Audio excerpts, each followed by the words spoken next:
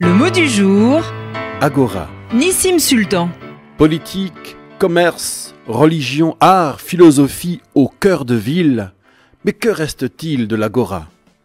Sur la place chauffée au soleil, il y a peu de chances que vous puissiez en un seul matin écouter un opéra, ouvrir un PEL, prendre un café philo, changer vos plaquettes de frein, voir votre ostéo, payer votre contredanse et demander votre aimé en mariage.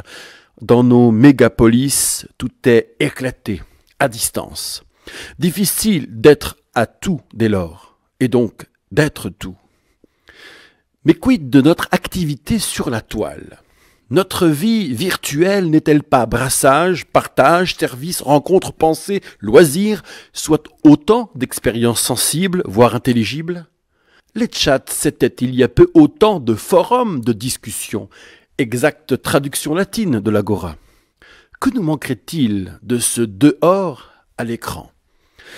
Dans les lois du Shabbat, le dernier des 39 travaux suspendus consiste à transporter tout objet du domaine privé au domaine public et inversement, ou encore à transporter dans le domaine public le dit objet plus de 4 coudées.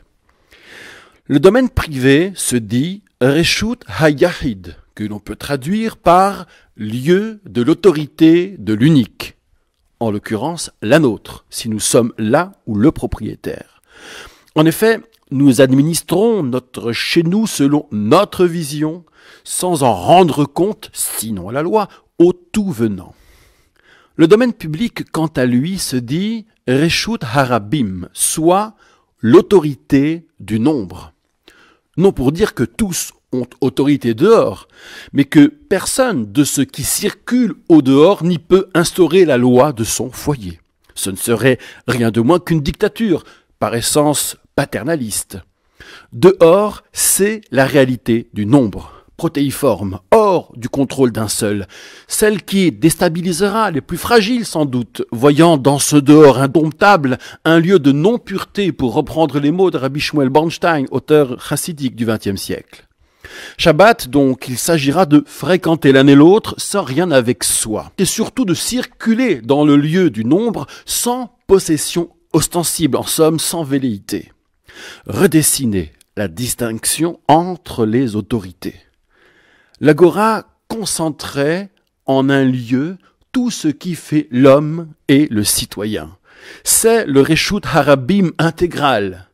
Dans la foire et le tumulte se confrontaient les espérances et les volontés, les pouvoirs et les apprentissages, les représentations et les curiosités, le tout loin du résidentiel et de la sphère du quant à soi.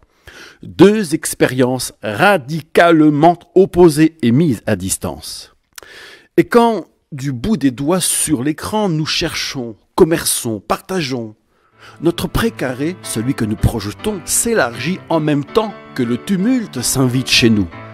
En tout cas, 6 jours sur 7.